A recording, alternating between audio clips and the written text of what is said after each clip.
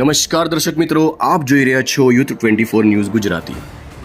દાહોદમાં ખળબળાટ મચાવનાર નકલી કચેરી કૌભાંડ બાદ વધુ એક કૌભાંડ ઝડપાયું છે, જેમાં ખેતીલાયક જમીનમાં નકલી હુકમોનું કૌભાંડ બહાર આવતા ચકચાર મચી છે।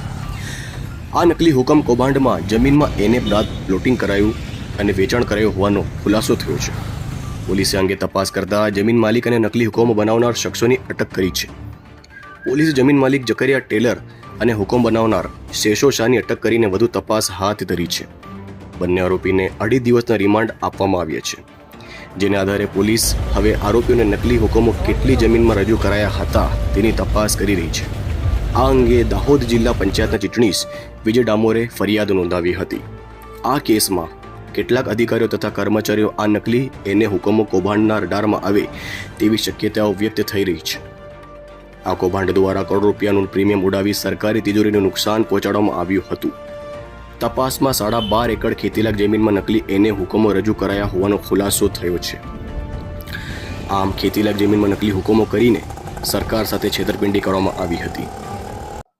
ઘટનાની હકીકત એ પ્રકારની છે કે ટોટલ 2 ગુનાઓ દાખલ થયા છે, એક બી ડિવિઝન પોલીસ સ્ટેશનમાં અને એ ડિવિઝન પોલીસ સ્ટેશનમાં। બંને જે ગુનાઓ છે એની મોડસ ઓપરેન્ડી એક પ્રકારની છે અને બંનેમાં અમુક આરોપી પણ કોમન પ્રકારના છે। તમને હું વિગતવાર વાત કરું તો જે બી ડિવિઝનમાં ગુનો દાખલ થયો છે એમના ફરિયાદી ઇન્ચાર્જ ચીટણીશ્રી બન્યા છે ડીડીઓ સાહેબના હુકમથી।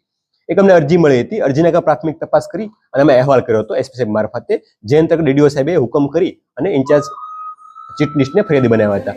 બનાવ હકીકત એ પ્રકારની છે કે એક જમીન આવેલી છે દાહોદમાં, જેના રેવન્યુ સર્વે નંબર છે 303, 305, 306। આ જમીન છે જકરિયા મહેમૂદ ટેલર નામે આવેલી છે। આ જમીનના ખોટા હુકમો થયા એનએના, અને એ ખોટા એનએના હુકમો થયા એ એનએના ખોટા હુકમોને નોંધણી કચેરીમાં સાચા તરીકે રજૂ કરી એમની એન્ટ્રીઓ પડાવી અને ત્યારબાદ એ પ્લોટિંગ કરી અને પ્લોટ વેચવાના ચાલુ કર્યા। અને આ વસ્તુ અમારી તપાસમાં ધ્યાન આવી કે ખોટા હુકમો થયા છે, જે અંતર્ગત અમે રિપોર્ટ કર્યો અને આમાં ગુનો દાખલ થયો છે। આમાં જકરિયા મહેમૂદ ટેલરની અને આમાં એને કરવામાં મદદરૂપ થનાર અને જે મુખ્ય રોલ ભજવો છે એ શેષવ શ્રીસુંદર પારેખ શેષવ શિરીષ પરીખની ધરપકડ બંનેની થઈ ગઈ છે અને હાલ અમારી કસ્ટડીમાં છે અને રિમાન્ડ માંગવાની પ્રોસેસ હાલમાં ચાલુમાં છે। આ સિવાય અન્ય ગુનો દાખલ થયો છે એ ડિવિઝન પોલીસ સ્ટેશનમાં, જેમાં ફરિયાદી તરીકે દાહોદના પ્રાંત અધિકારી શ્રી રાજપૂત મેડમ બન્યા છે। જેમાં પણ એક સર્વે નંબર છે 376/1/1/4, જેનો પ્રાંત અધિકારી શ્રી નામનો ખોટો એનએનો હુકમ થયો છે અને આ હુકમને આધારે એમની પણ નોંધણી કરાવીને પ્લોટિંગની કામગીરી ચાલુ કરવામાં આવી હતી। આ પણ બાબત ધ્યાને આવતા તમારા રેકર્ડ આધારે એમાં પણ હારૂન રહીમ પટેલની ધરપકડ કરી છે અને એમાં પણ શેષવ શિરીષ પરીખનું નામ ખુલવા પામેલ છે, જેમની ધરપકડની પ્રોસેસ હાલમાં ચાલુમાં છે।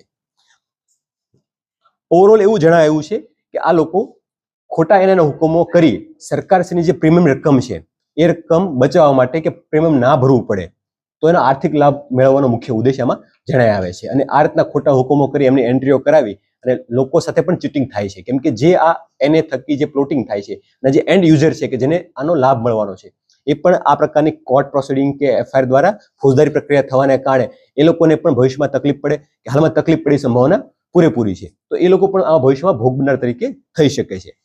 પ્રાથમિક તપાસમાં એવું પણ જાણવા આવ્યું છે કે આ માત્ર 2 હુકમો નહીં, આ સિવાય અન્ય હુકમો પણ થયા હોઈ શકે છે, જે બાબતે મારી તપાસ ચાલુમાં છે।